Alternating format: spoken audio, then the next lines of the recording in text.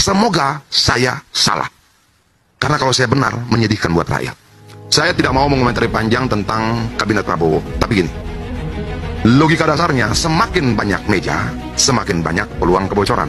Semakin sedikit meja, semakin efektiflah seluruh proses perizinan, eksekusi, dan sebagainya. Nah, ini prinsip-prinsip dasar. Itulah kenapa kemudian Amerika menterinya cuma 15, Cina cuma sekian, dan sebagainya. Karena prinsipnya begitu.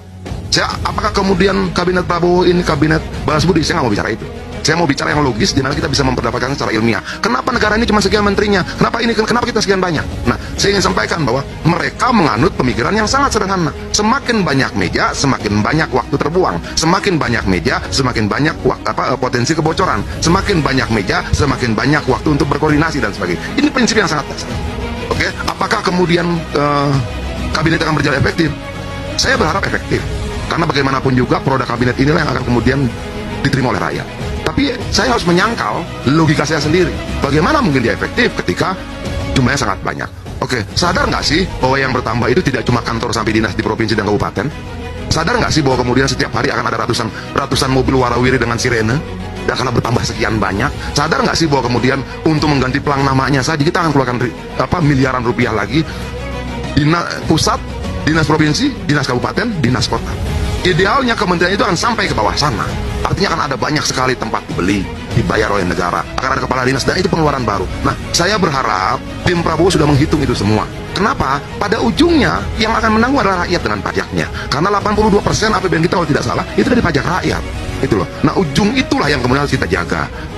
Apakah akan terjadi seperti itu? Saya nggak tahu. Tapi kalau misalnya ada teman-teman di Gerindra, teman-teman di lingkaran Prabowo, tolong hitung baik-baik. Itu loh, hitung baik-baik. Kenapa? Gede banget anggarannya.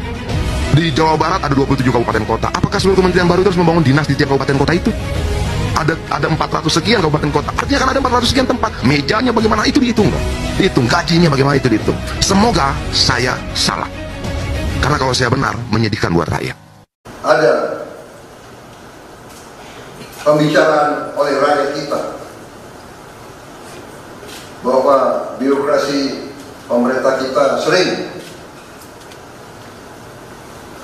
mempersulit, bukan mempermudah keperluan rakyat. Bahkan ada yang mengatakan kalau bisa dibikin sulit, kenapa dibikin mudah? Ini saya minta menteri-menteri sekarang, mari kita lebih berani, mari kita lebih tidak ragu-ragu untuk memberi pelayanan yang terbaik kepada rakyat kita. Jangan ragu-ragu kalau saudara tidak puas dengan pejabat-pejabat di bawah Anda, laporkan, segera kita ganti. Begitu banyak orang yang mau mengabdi. Tidak ada orang di sini yang kebal, yang tidak patuh, tidak bekerja keras untuk bangsa dan negara dan rakyat. Saudara saya beri wewenang, copot segera. Suruh tinggal di rumah aja daripada bikin susah kita.